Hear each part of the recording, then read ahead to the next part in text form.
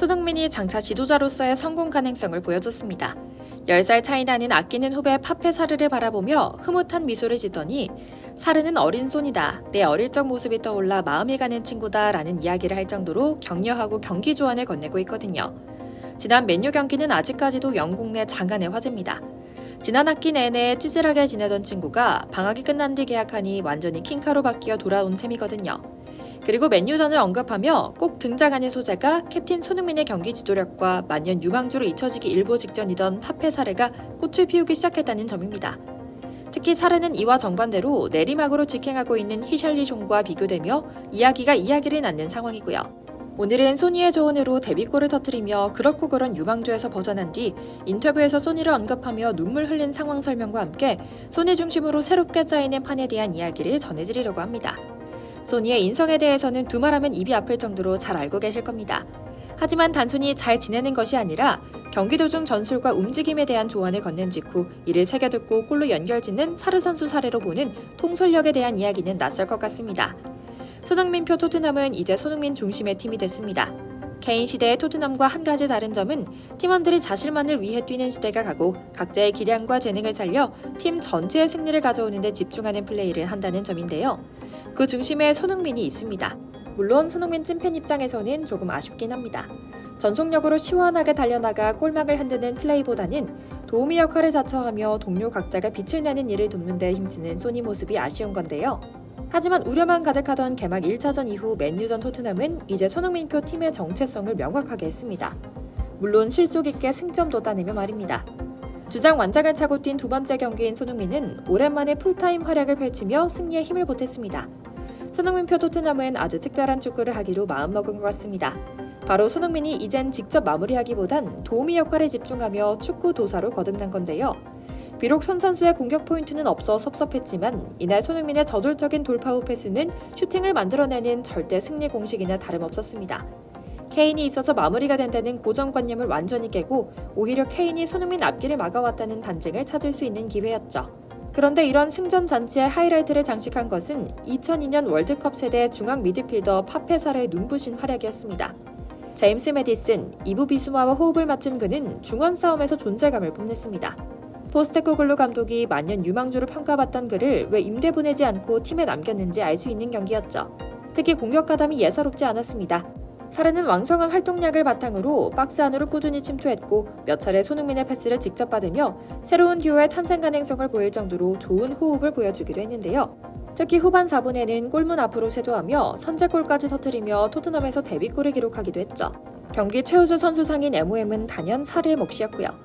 프리미어리그 사무국도 그를 선정했고 축구 통계 매체 품목도 그에게 경기 최고 평점인 8.5점을 매겼습니다.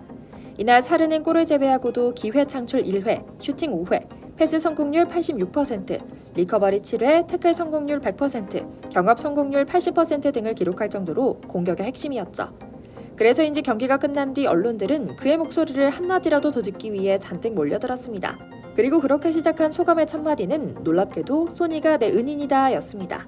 조금 신기한 상황입니다. 일생일대의 경험 소감이 소니 이야기로 시작한다니요. 그런데 웬걸 손흥민 역시 사르를 폭풍 칭찬합니다.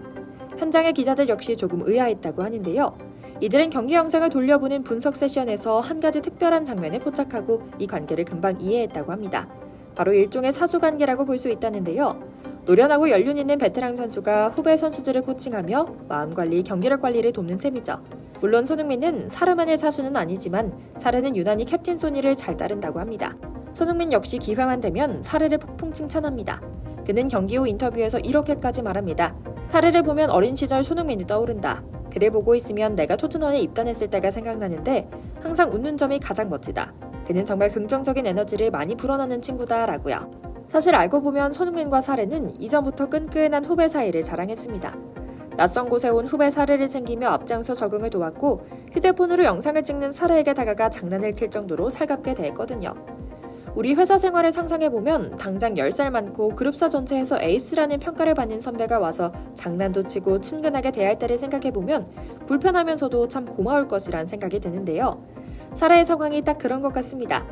사르도 훈련장에선 손흥민 껌딱지처럼 소니에게 꼭 붙어 애정을 표현하는 모습이 종종 포착되며 쌍방이라는 점이 확인됐고요. 경기 후 인터뷰에서 소감을 묻는 기자들에게 사르는 이렇게 말합니다. 저를 가장 잘 도와준 선수가 손흥민이에요. 캡틴은 정말 좋은 사람이죠. 제가 잘못된 영어로 말해도 그는 나를 편하게 해주기 위해 이해하려고 노력해요. 아는 분들은 알 거예요. 사람들은 영어를 조금만 잘못해도 놀리거나 무시하기 일쑤거든요. 하지만 토니는 처음 만난 날부터 친해졌을 정도로 달랐어요. 저를 가장 많이 도와주고 경기장 안팎에서 조언해줘요. 정말 고맙다는 말을 이 자리를 빌려 또 하고 싶네요. 그는 내가 가장 좋아하는 사람이에요. 라고요. 아무래도 독일과 영국 등 차별 심한 구라파 곳곳에서 백인들 틈새, 그것도 게르만과 잉글랜드 카르텔 속에서 지내는데 말도 문화도 다른 상황이 정말 힘들었다는 공감대가 형성됐기 때문에 더욱 특별하게 발전하고 있는 것 같은데요. 실제로 이런 라포가 형성돼 있었기 때문인지 이번 맨유전에서 손흥민은 사르에게 다가가 조언을 건넵니다. 정확한 입모양은 보이지 않지만 이 전술 기억하지? 내가 이렇게 움직이면 너는 이렇게 뛰어. 조금 더 발 안쪽으로. 그치? 뭐 이런 식이었겠죠? 손흥민의 리더십과 통솔력은 바로 이런 따뜻함에서 시작되는 것 같습니다. 이기적인 축구를 구사하는 대표 주자인 해리 케인과 정반대의 모습인데요. 케인에 대해서는 사실 뭐라 나쁜 평을 하기만 할 수는 없습니다. 어쨌든 골을 넣는 결정력을 갖췄고 카리스마 있게 팀을 이끄는 리더십이 있었기 때문이죠. 하지만 손흥민은 보다 엄마 같은 존재인 것 같습니다. 늘 팀의 승리만을 고민하고 동료들의 마음을 헤아리거든요. 그러다 보니 사르처럼 손흥민에 따르는 세력이 단단한 것 같습니다. 이제 단 2명, 페리시치와 히샬리송만 남았죠. 물론 히샬리송은 이미 한국에 두 차례 오면서 보여준 모습대로 손흥민과 인간적으로는 친하게 지내는 모습입니다. 하지만 한성질하는 투지를 보여주며 경기장에서는 다소 과도한 욕심을 부려 단호한 골을 뺏기기도 하는데요. 이에 포스테코글루 감독은 최근 이처럼 캡틴 손흥민을 앞세워 바닥부터 새로 판을 짜는 토트넘 만들기 작업에 방해가 되는 히샬리송에게 작심 발언으로 일침을 날리기도 했다고 합니다. 케인처럼 플레이하지마 라는 충고였다는데요. 이 의미를 살펴보면 정말 놀랍게도 케인급도 안 되면서 감히 손흥민과 더블 플레이를 주도하려 하지 말라는 말입니다. 케인은 강력한 골 결정력과 세계 최고 수준의 패싱 능력이 있기 때문에 날쌘돌이 손흥민과 EPL 최고 다이나믹 듀오가 될 수 있었습니다.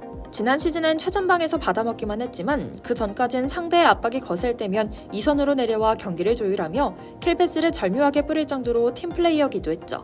하지만 건너문 히샬리송은 주제 파악을 못하고 있는 것 같습니다. 이에 앞서 소개드린 사르와 히샬리송은 머지않아 엇방향으로 운명이 갈릴지 결정될 것 같습니다. 만년 유망주로 임대만 다니다 끝날 뻔한 사르.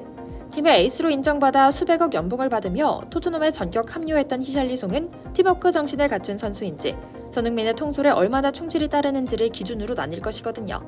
케인의 공백을 메운 손흥민은 이제 기대 이상의 전방 리드를 하고 있습니다. 진정한 캡틴은 정서적 리더십에 더해 경기력 증명과 통솔력을 발휘해야만 하는데요. 사르의 사례로 그는 이 모두가 가능한 진정한 주장임을 스스로 확인했습니다. 엄청난 일이 가득할 손흥민 선수의 이번 시즌을 응원하며 오늘 영상 마치겠습니다. 저희 광화문 브리핑 구독, 좋아요도 부탁드리고요. 시청해주셔서 감사합니다.